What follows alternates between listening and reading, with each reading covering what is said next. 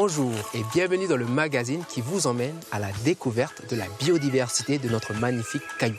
Vous l'avez peut-être compris, aujourd'hui je vais vous parler de l'animal roi en Nouvelle-Calédonie, le cheval. Tenez-vous bien, on détient le record mondial du nombre de chevaux par habitant. Un cheval pour 20 habitants. Et ces beaux étalons ont une histoire bien particulière avec notre beau pays.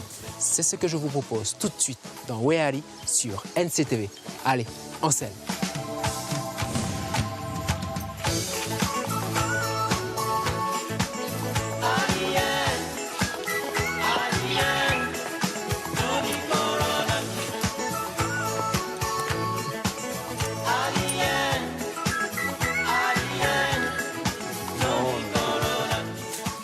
Oui, bonjour Marion.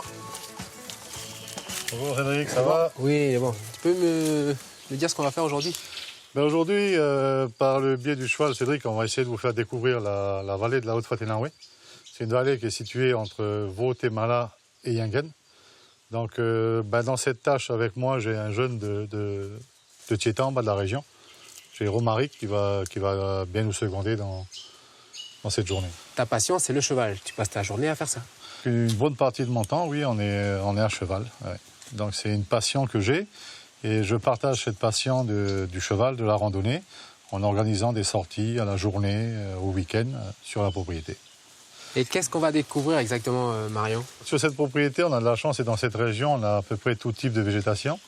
À savoir, on a de la forêt sclérophile, on a de la savane à Niaouli, on a de la forêt primaire sur les hauteurs. Après, sur le parcours, si on a vraiment de la chance, bon, on a tout un tas d'animaux, de pigeons, d'oiseaux, cerfs, cochons.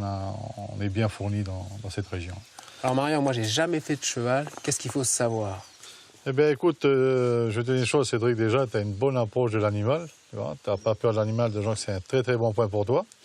Donc nous déjà au départ, on va t'apprendre les bases, la sécurité qu'il faut avoir à cheval, guider ton cheval. Donc c'est pour ça qu'aujourd'hui on t'a pris cette petite jument. Elle est très docile et elle va t'amener où tu auras envie d'aller. Quand tu me dis sécurité, c'est quoi exactement? C'est de respecter déjà ce qu'on va te dire au départ. On a sur le parcours un ordre de marche avec les chevaux. On peut marcher en groupe.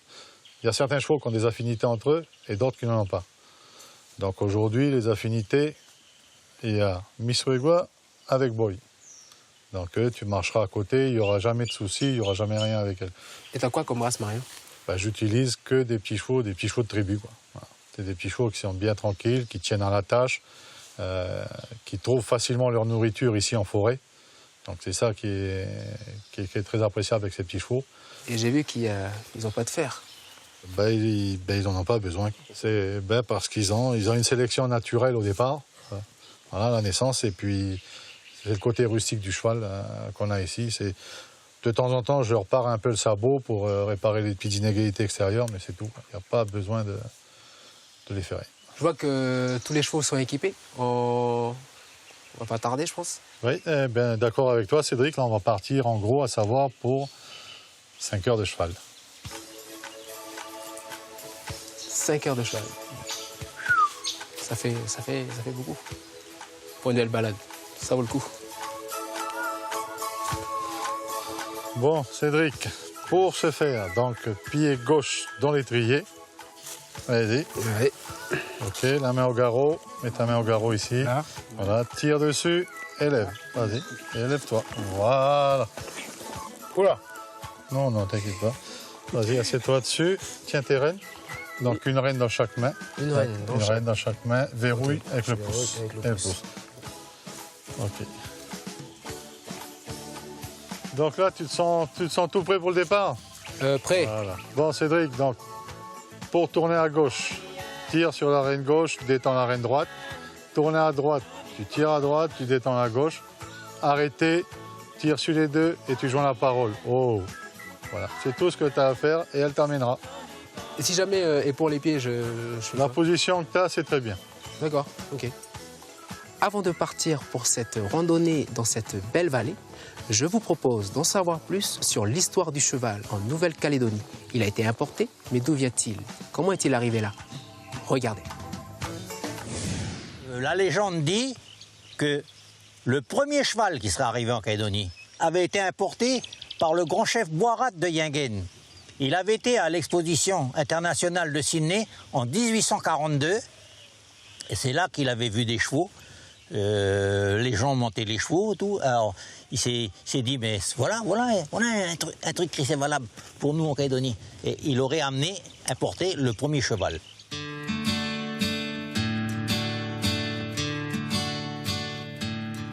En Nouvelle-Calédonie, donc à l'origine, il n'y avait pas de chevaux sur le territoire.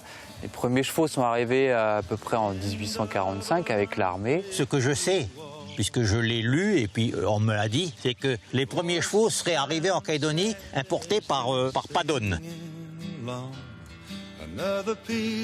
On sait qu'en 1830, il y a le James Paddon, le fameux centalier là, qui s'était installé à l'île Nou. Lui, on sait qu'il a débarqué des bovins en Calédonie et des chevaux. Mais de cette période-là, avant, depuis que Cook, en 1774, a découvert la Calédonie, on ne sait pas trop ce qu'il y a eu. On pourrait dire que c'est par rapport à la colonisation, quoi, que vraiment les chevaux sont rentrés à cette époque-là.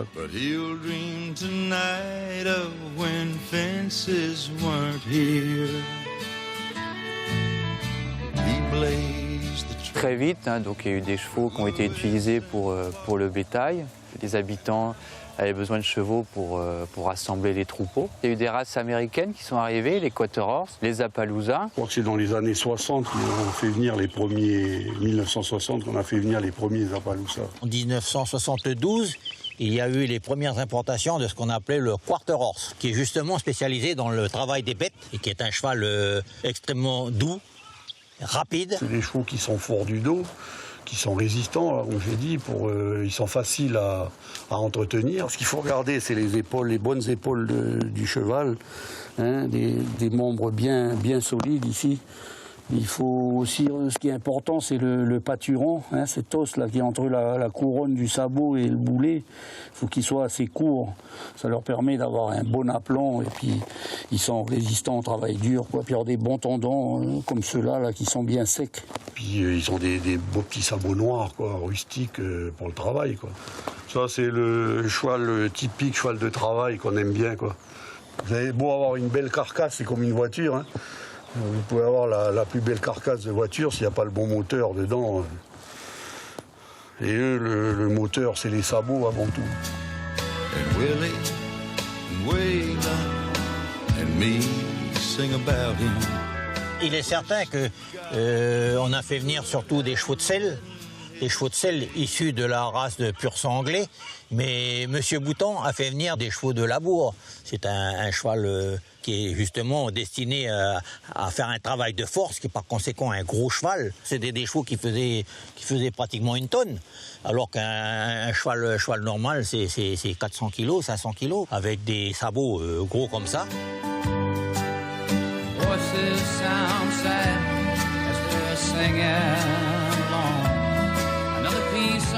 Les premiers païboles qui sont arrivés chez nous, ils viennent d'Australie, quoi.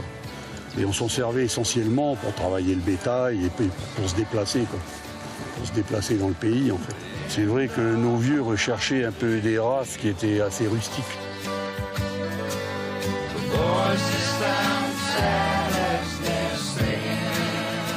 Très vite, s'est mis en place des courses, puisque quand on a des chevaux hors période de travail, on s'amuse à faire des courses qui s'est codifié petit à petit.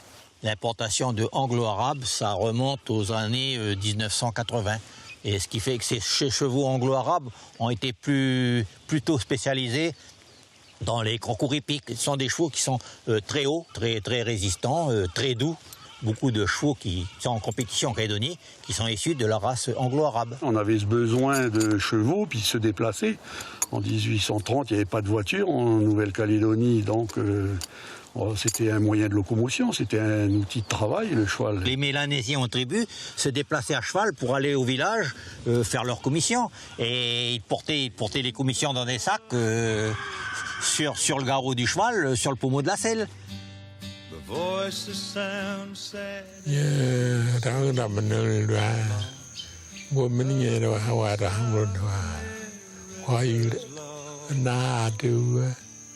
Naye Goniambu, Number Rai. I don't know why we sit at the end. It hang right again to the atom. I never had no one to be. And you want moon. And the animal why you yarn is hanging. It was. And the young ran and I don't remember that. It was more than you.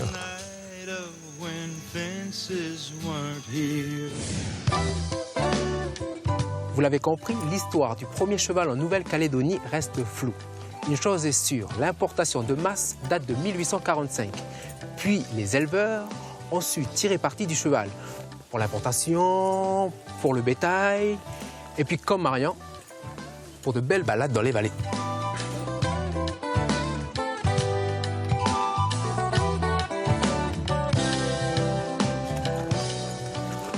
Oh, Tire sur les rênes. Voilà. oh. Ok. On se fait une petite pause. Bon là-bas. Là, tu vois, Cédric, derrière les montagnes, là, tu vois, tu vois les rayons de soleil dessus. Là. Derrière, c'est la côte est. Et sur la droite, en haut, tu as Toven. En haut, plus en haut à gauche, au Kulna, donc Yingen qui est derrière. Voilà. On est vraiment dans la chaîne centrale. Il y a combien d'heures de cheval pour aller jusqu'à Yingen d'ici? Là, par les sentiers, il faut compter plus d'une demi-journée. Il faut compter facile 6 heures, 7 heures de cheval.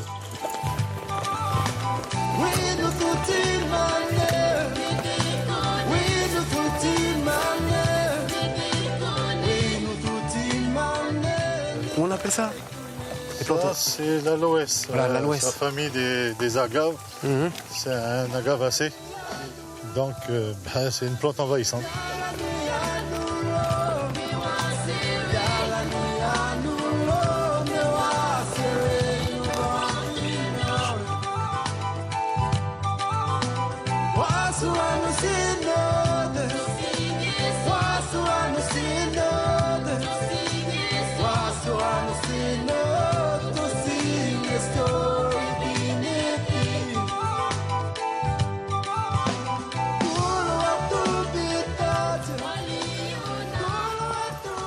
Oui, Marion, là on rentre, là on change de décor là.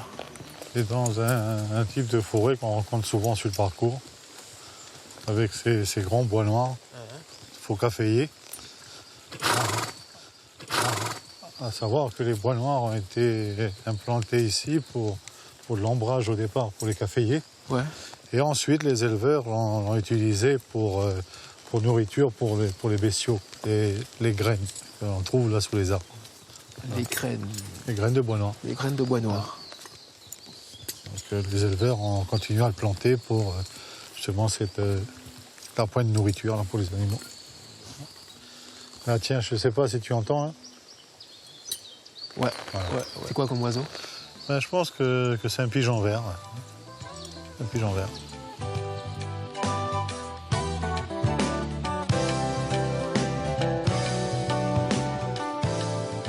Donc voilà, c'est des forêts qui sont bien caractéristiques de la région. Avec ces chevaux, on fait de très belles balades. Sachez qu'en Nouvelle-Calédonie, il existe le paradis des chevaux sauvages, sur la route de Point Gamme. Regardez.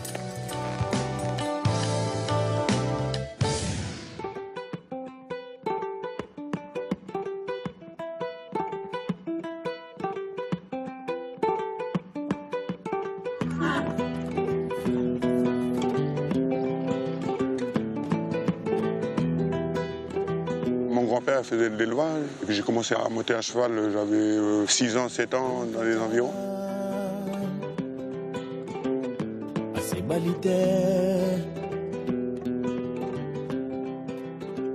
Et puis à 14 ans, j'ai commencé à dresser le cheval. Il y a beaucoup de travail. Si tu veux vraiment dresser un cheval, au bout d'une semaine, il faut être là le matin jusqu'au soir. Quand je l'attrape, je regarde d'abord les endroits où les chevaux ils ont l'habitude de passer. Je fais un nœud coulant sur le sentier, puis après on attend, ou soit il y a un ou deux cousins qui vont pousser le troupeau de chevaux. Et puis dès qu'il y a un qui se prend la tête dedans, on l'étrangle, il tombe par terre. Et dès qu'il vient à terre, je retire la corde qui l'étrangle. Et puis avec le licol, je l'emmène jusqu'à la maison.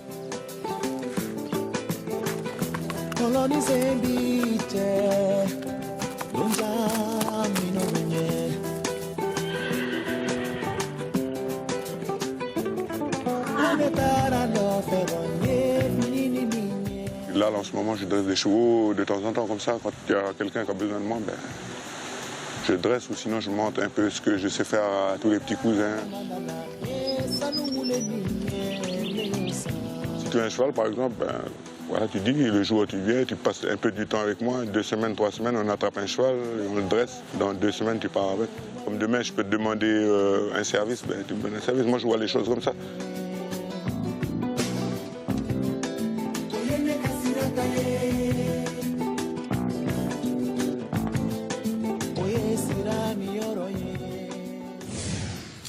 Dis-moi, Marion, tes chevaux, ils sont bien tranquilles, hein, ils sont bien dressés. Hein. C'est toi qui les dresses? Ah oui, effectivement, c'est moi qui les dresse. Ouais. Ça me prend une bonne partie de mon temps, mais voilà. Ils sont débourrés à la maison et préparés à la randonnée. Dis-moi, comment tu fais pour dresser tes chevaux? Écoute, moi, le dressage, on a chacun sa méthode. Moi, la mienne, je l'ai adaptée en fonction de mes connaissances, de mes compétences. Et puis, a priori, c'est une méthode qui marche très très bien pour les randonnées. Donc, il n'y a pas de souci. Dedans, c'est beaucoup de tendresse sur le cheval, beaucoup de patience, hein, beaucoup de calme. Et puis, que le débourrage, le dressage, il se passe dans la longueur quand même. Pour dresser un cheval, chacun sa méthode, direction la foi.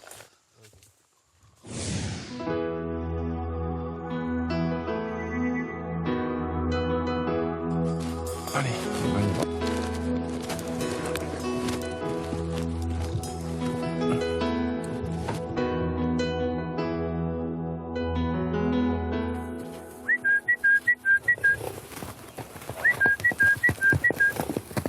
C'est un cheval qui a été adopté suite à une capture de chevaux sauvages à Vaud, je crois. Ils les ont offerts aux gens pour qui voulaient ou à un franc symbolique. Et donc, ça, c'est vraiment le Mustang de Calédonie. Petit, trapu, d'excellents pieds, un mental d'acier. C'est vraiment ce qui peut se rapprocher le plus du Mustang des États-Unis ou du Brumbies d'Australie. Je vais établir le contact avec le chiffon, c'est le prolongement de ma main. Il accepte de me demander qu'est-ce que tu veux, et non plus de fuir.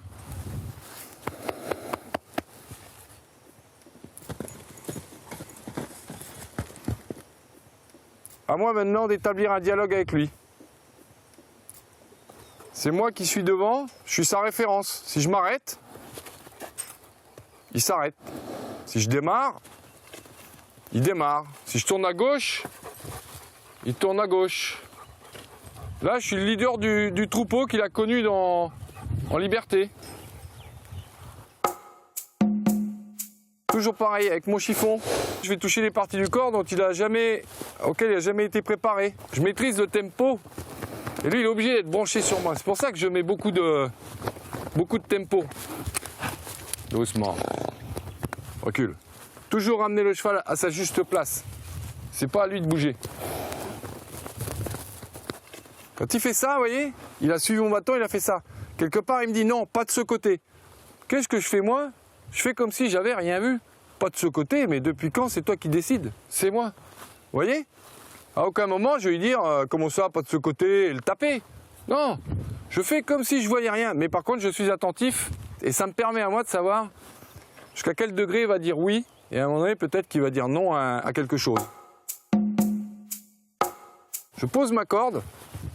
Donc j'ai aucun lien. Bon, maintenant, je vais voir s'il y a un lien invisible et vraiment nous lie vraiment. Hein? Alors ce que je vais faire, je vais avancer comme le ferait un leader de troupeau dans la nature. J'ai pas trahi sa confiance, je n'ai pas manqué de respect. Nickel. Ça veut dire avance. Ça veut dire on s'arrête. Oh là. Il n'y aura plus que ce lien verbal qui nous unira. Je vais approcher mon tapis délicatement au départ, d'accord? En rompant pas le contact de la tête au cou, au reste du corps, pour qu'il voit une fois de plus que le tapis n'a rien de dangereux. Ok? Et je fais ça des deux côtés. Parce que, vous voyez, Là, il me dit non, pas de ce côté. Ben si. Vous voyez comme il se déhanche de temps en temps? Là, c'est l'envie très pressante qu'il a de fuir et de se dire qu'il me lâche la grappe avec son tapis. On va faire de la même chose pour la selle. Toujours pareil. Présentation. Odeur. Très doucement. Avec précaution.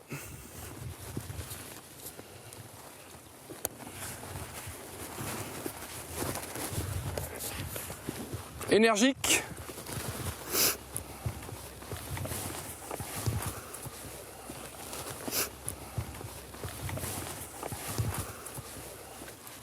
Donc il faut y aller par étapes.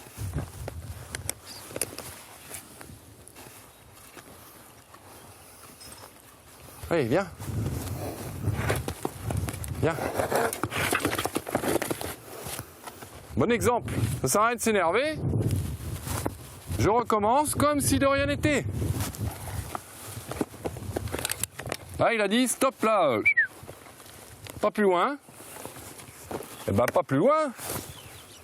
C'est lui qui y croit. La première, qui a été la douceur, ça n'a pas marché. C'est-à-dire que je vais me débrouiller pour que même si jamais il refait le même coup, ma selle, elle sorte pas.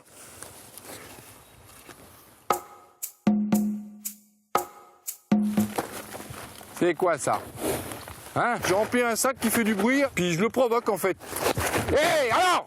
Là, il me dit clairement, oh, j'ai accepté le sac sur les côtés, mais en haut, ma cache. Bah, mon rôle de leader, c'est d'insister là où il dit non.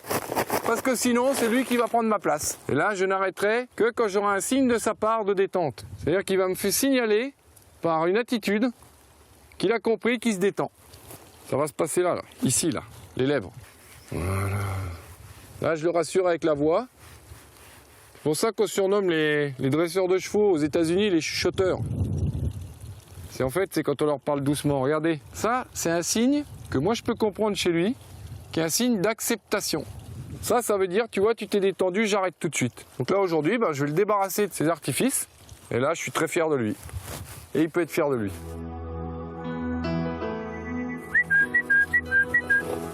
Faire partager ce beau pays qu'est la Calédonie à travers un animal qui est le cheval, très attachant, c'est formidable.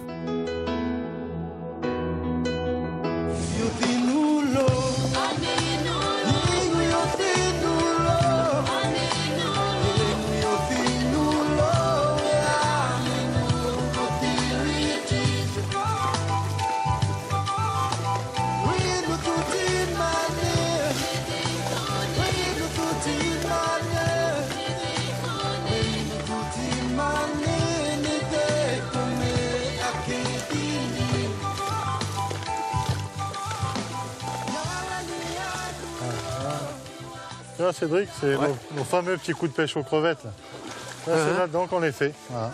Tu vois, dans toutes ces racines, là, c'est là qu'elles se cachent. À part la crevette, il y a quoi aussi? Il y a quoi aussi d'autre?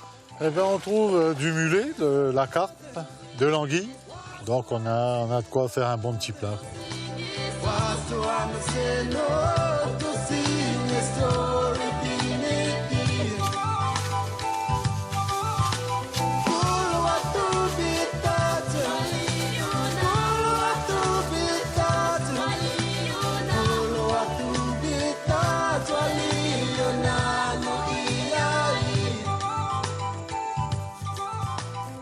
Là, tu vois, Cédric, là, on a encore une des merveilles de la région. Une ruche en extérieur, une ruche sauvage. Et il y en a en quantité ici. Hein. Ils ne sont pas en voie de disparition. Ah, et c'est bizarre parce que celle-là, comme tu disais, elle est à l'extérieur, mais généralement, on les voit plus à l'intérieur. Voilà, ben, comme tu vois, tu peux constater qu'ici, il y en a pas mal qui font leur gâteau comme ça en extérieur. Donc c'est beaucoup plus facile de récolter le miel.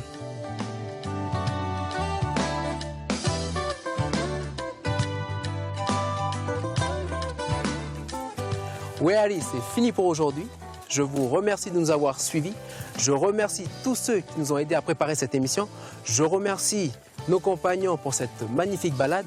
Si vous voulez plus d'informations Vous pouvez nous rejoindre sur www.nctv.nc. Quant à moi, je vais continuer un petit peu. Et pour nous, on se dit à la semaine prochaine. Monte comme ça, pied gauche. On l'a dit, chauffe la crinière. Voilà. Avance-toi sur le garrot. Avance sur le garrot. Voilà, tiens bon les rênes. Une dans chaque main, tiens plus court, verrouille avec ton pouce, verrouille l'autre avec ton pouce. Toujours les deux rênes à la même longueur. Toujours les deux rênes à la même longueur. Voilà. Voilà. Ça y va tranquille, tire à gauche. Voilà.